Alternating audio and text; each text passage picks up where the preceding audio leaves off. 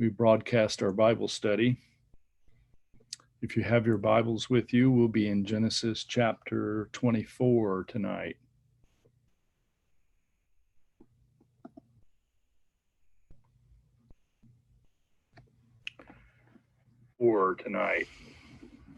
And I better pause that so I don't get feedback, or actually mute it. There we go. So welcome to those of you on YouTube and on Facebook. We'll be starting our Twilight Bible study in just another couple of minutes, about 5:45. Glad to have you along. We're in the book of Genesis. If you have your Bible, we're going to be in Genesis chapter 24, beginning with verse 34 and skipping around to the end of the chapter. It's a long chapter. It's 67 verses long, so we're not going to read the whole thing, but we are going to look pretty closely at several of the verses.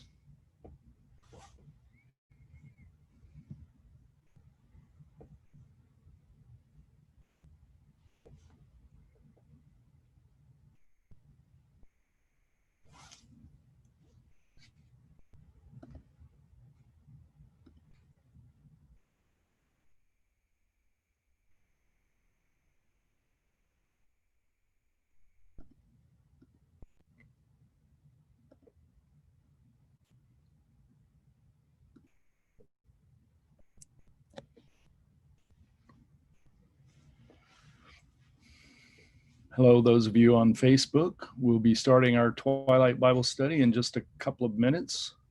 Thank you for joining us. We'll be in Genesis chapter 24 tonight, beginning in verse 34, if you have your Bibles and want to get those ready. And we'll start in just a few minutes. Hi, Andrea. Hi, Tom. Hi, Sue Selters. Welcome. And looks like we also have online here on Zoom. Is that Cedric and Lorraine? Yes. Yes. And Guadalupe, is that you? Yes. Oh, good. Yes, All right. Dr. So very good. We have Sue. Hi, everyone. Yeah, I'll give a report in just a minute. We've got Tom and Andrea Gray and Sue Selters on Facebook.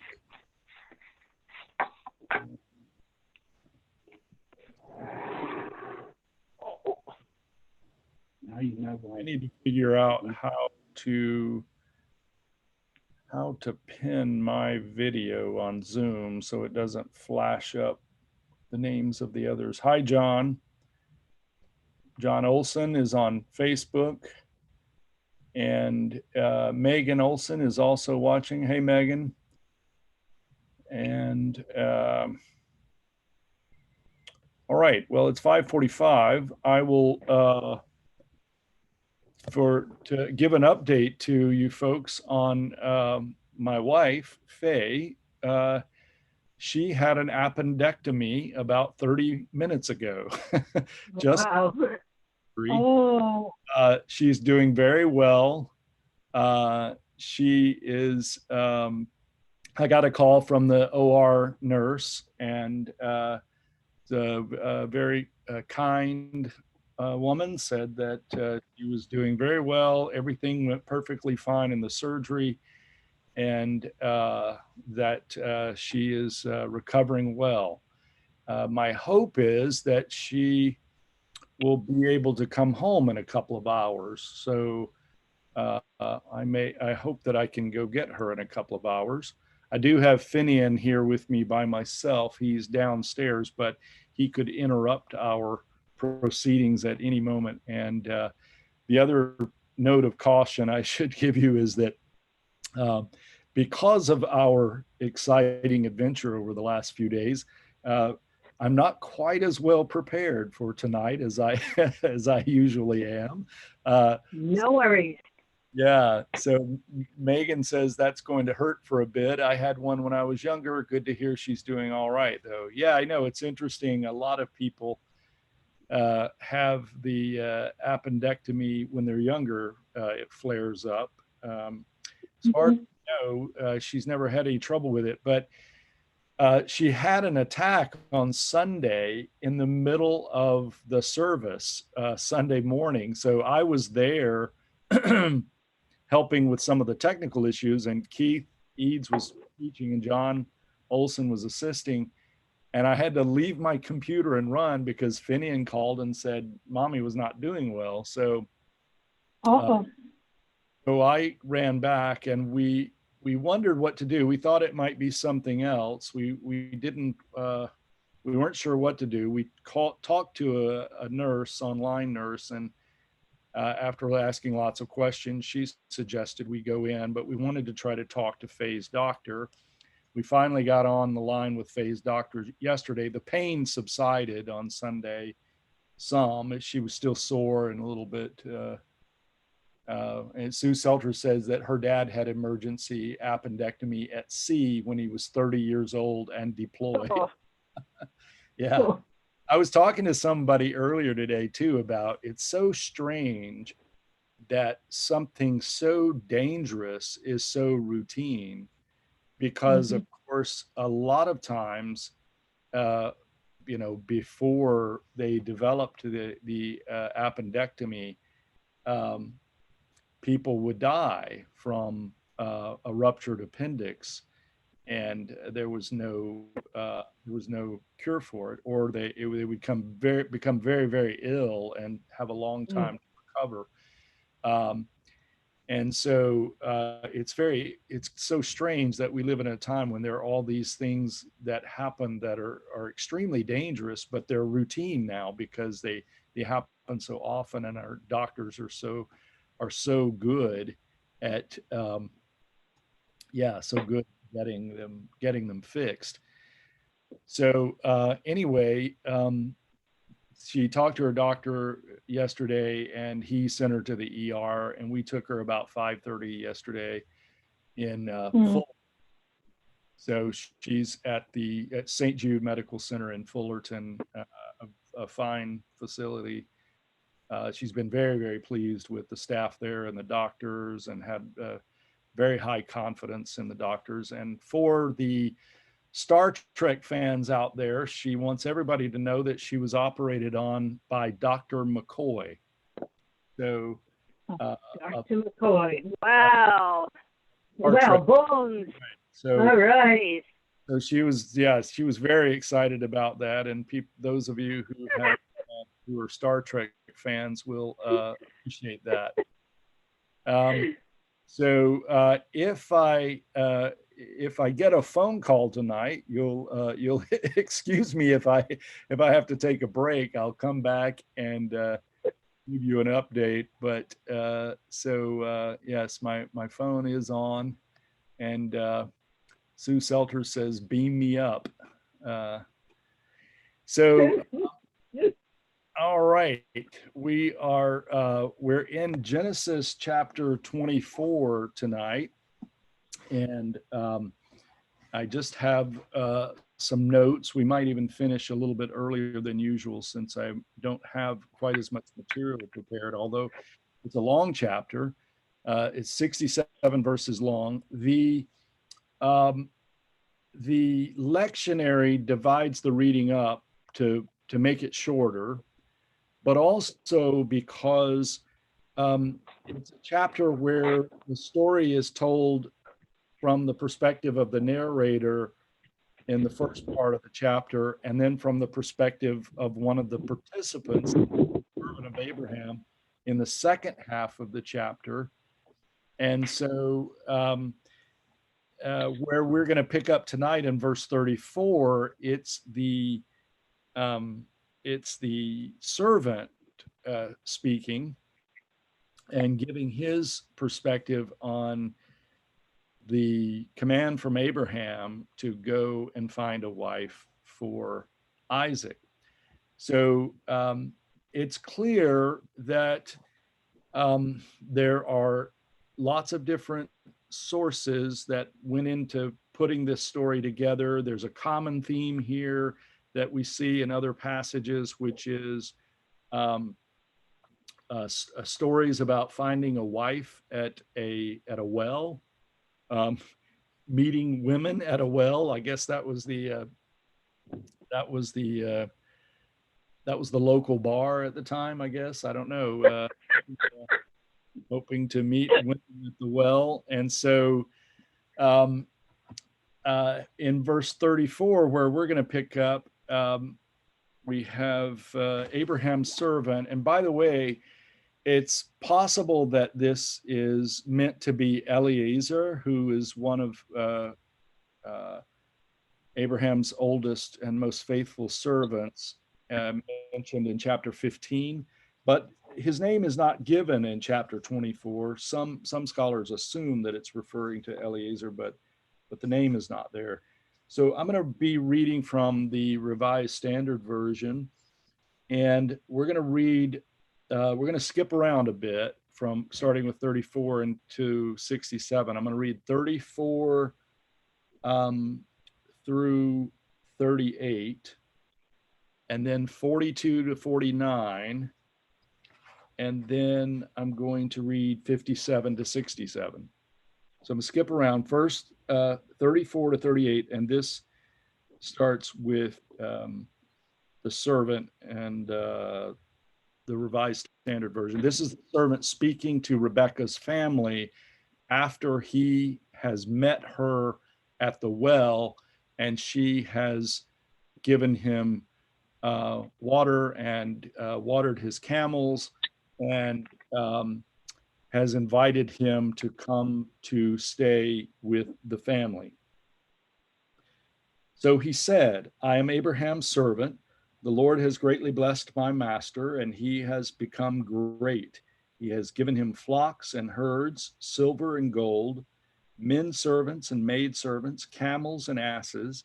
And Sarah, my master's wife, bore a son to my master when she was old.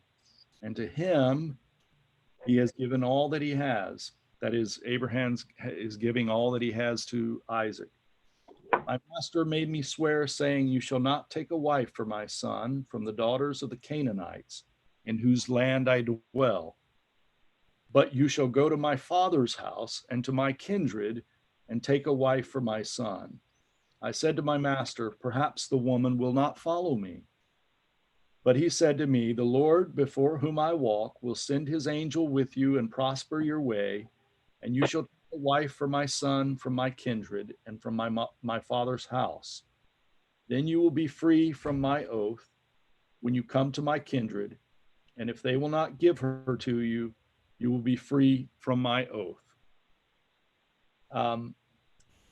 So he goes on. Let's see, I read a bit too far there. Now I'm going to read 42 to 49. I came today to the spring and said, O Lord, the God of my master Abraham, if now thou wilt prosper the way which I go, behold, I'm standing by the spring of water. Let the young woman who comes out to draw, to whom I shall say, pray, give me a little water from your jar to drink, and who will say to me, drink, and I will draw for your camels also. Let her be the woman whom the Lord has appointed for my master's son. And again, this is the servant telling Rebekah's family. Before I had done speaking in my heart, behold, Rebekah came out with her water jar on her shoulder, and she went down to the spring and drew. I said to her, pray, let me drink. She quickly let down her jar from her shoulder and said, drink, and I will give your camels drink also. So I drank, and she gave the camels drink also. Then I asked her, whose daughter are you? She said, the daughter of Bethuel, Nahor's son, whom Milcah bore to him. So I put the ring on her nose and the bracelets on her arms. Then I bowed my head and worshiped the Lord and blessed the Lord, the God of my master Abraham, who had led me by the right way to take the daughter of my master's kinsman for his son. Now then, if you will deal loyally and truly with my master, tell me, and if not, tell me, that I may turn to the right hand or to the left. And then down to verse 57. They said, "We will call the maiden and ask her." And they called Rebekah and said to her, "Will you go with this man?" She said, "I will go." So they sent away Rebekah, their sister, and her nurse, and Abraham's servant and his men. And they blessed Rebekah and said to her, "Our sister, be the mother of thousands of 10,000s, and may your descendants possess the gate of those who hate them." Then Rebekah and her maids arose and rode upon the camels and followed the man. Thus the servant took Rebekah and went his way. Now Isaac had come from Beer Laharoi and was dwelling in the Negev. And Isaac went out to meditate in the field in the evening. And he lifted up his eyes and looked, and behold, there were camels coming. And Rebekah lifted up her eyes, and when she saw Isaac, she alighted from the camel and said to the servant, "Who is the man yonder walking in the field to meet us?" The servant said, "It is my master." So she took her veil and covered herself. And the servant told Isaac all the things that he had done. Then Isaac brought her into the tent and took Rebekah, and she became his wife, and he loved her. So Isaac was comforted after his mother's death. So a long, beautiful story that has a lot in it. There are a lot of things to consider here in this story, and we may not get to all of them. We'll point out a few things, and if you have questions or comments, please feel free to post those or interject them into the discussion. So first of all, let's look at the passage 34 through 38. So the first part of the story, is that Abraham's servant is trying to impress upon Rebekah's family that Abraham is a very blessed man, that he's wealthy, that he is blessed by God, and that he's been sent on this task. Yes, Finian. Asked to play, but I don't know.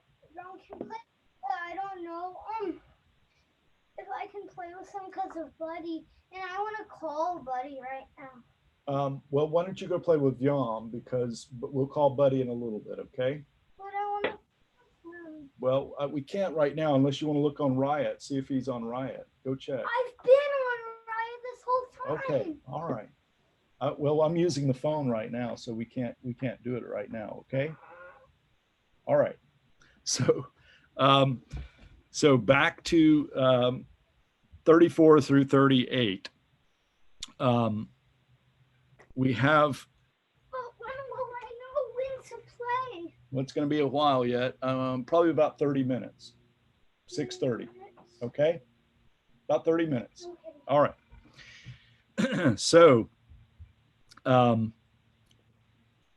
So the servant is trying to impress Rebekah's family with this, with all that he has been blessed by.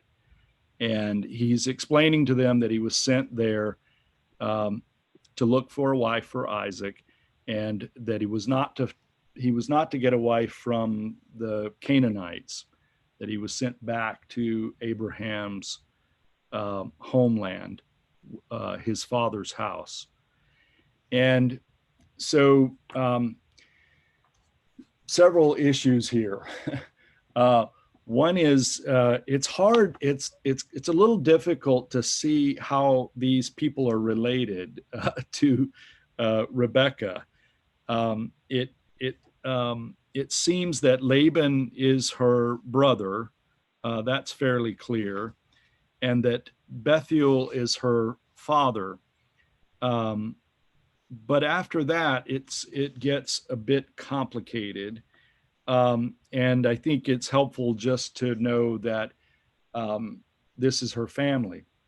Now, it does appear at times that Laban seems to have more of a say in these matters than the father or the mother or others in the family. And actually, this would be consistent with some cultures in the Middle East, and some ancient cultures as well, that the brother might have more say in the family matters concerning the marriages of the sisters or daughters in this case. So, um, first of all, let's talk for a second about this idea of Abraham being blessed.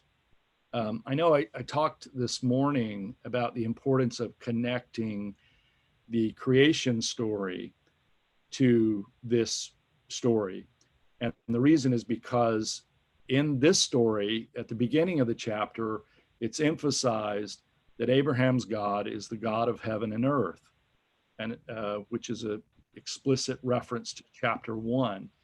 And this is also important because creation and God as creator is explicitly linked to this idea of God as the one who blesses. And Abraham is obviously very blessed, a very wealthy man.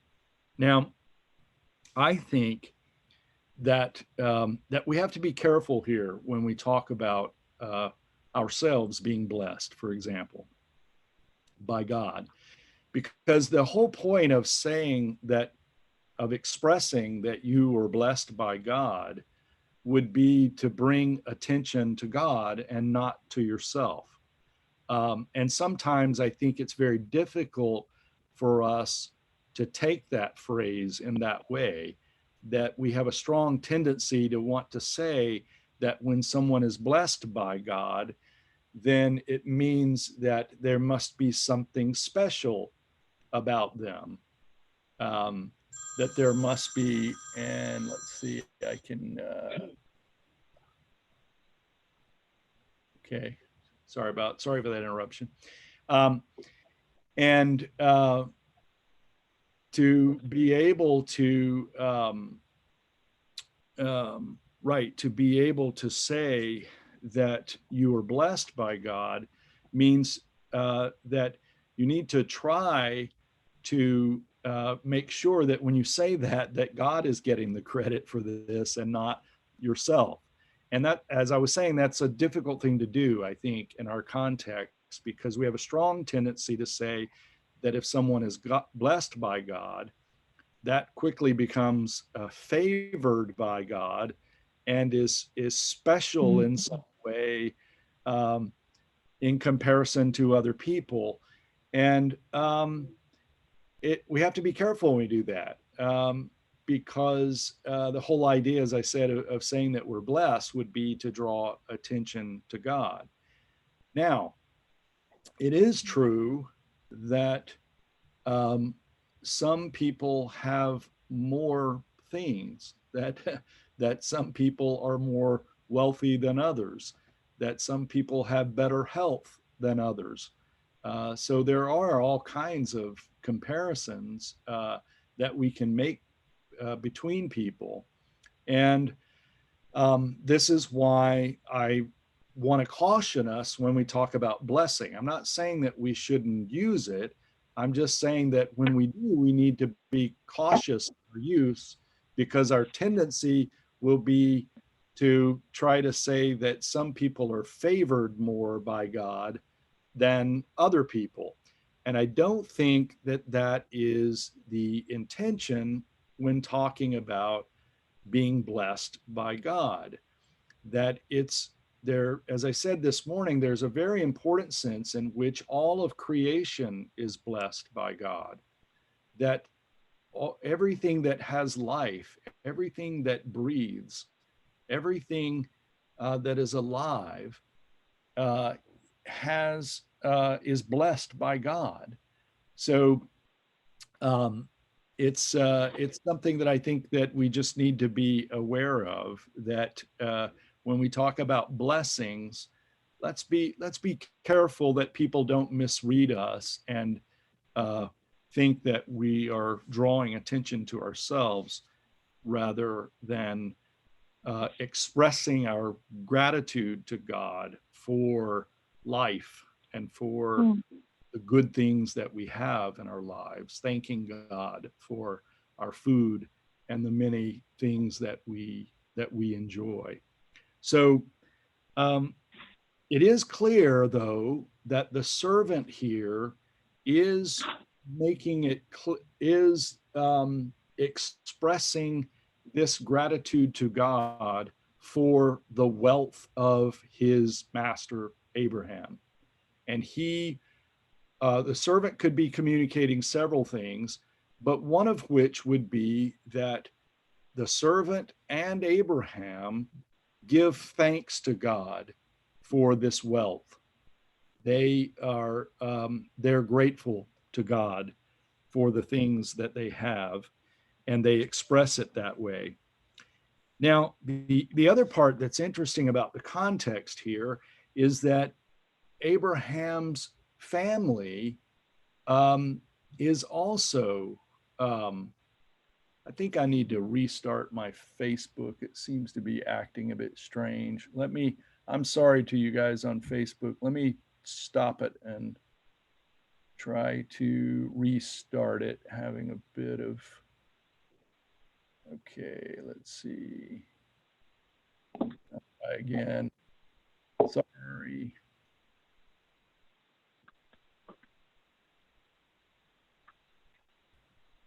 Okay, well, the reception is still not that great. Let me try one more thing here. One of the things that's happening is I am, let's see.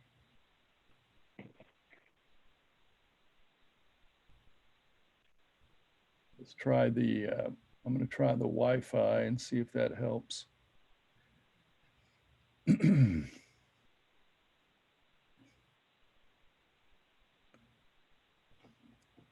Let's see if that helps the quality a little bit. Not much. It's still freezing up. Sorry about that. I'm not sure what the problem is.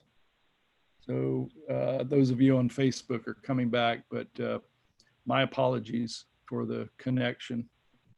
Thought it would be a little better. But anyway, getting back to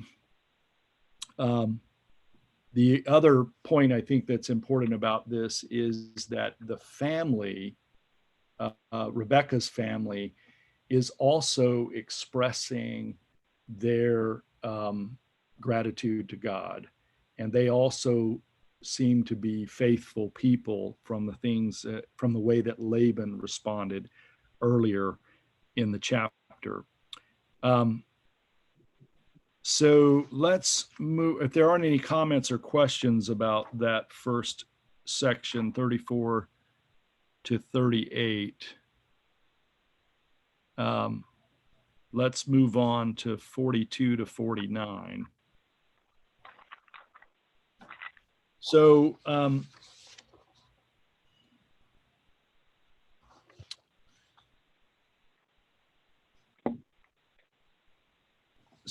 it's very interesting that in this chapter, you essentially have the servant retelling the story. So it's very interesting that we get the story in the first part of 67, that is of the servant meeting Rebecca at the well, and then he insists on retelling the story to the family. And there are several things that are important about this, but I think one of the things that's important about it is that the retelling of a story and the reinterpreting of a story. The story is slightly different. I mean, there are some differences in emphases, which of course is what you would expect whenever a story is retold. I think the message for us here is clear too, with regard to stories in the Bible and in the text. And that is that the stories will change for the context in which they are delivered. Stories mean different things to different people. The same story can mean something different for different people. This is one of the powerful influences of story in our lives, and is something that we, I think, should be grateful for. And we see it right here in this chapter. We have the servant retelling what we've just been described, what's just been described to us by the narrator. And I think that's a very important point about the role of story in our lives. Um, the other thing I think that's important here, in the servant's discussion of the Lord and the blessings of God's blessings on Abraham, that is that the family, Rebecca's family, have to make judgment about that. That is, they have to, okay, so I'm going to have to put you guys on hold because that is a Okay. call. So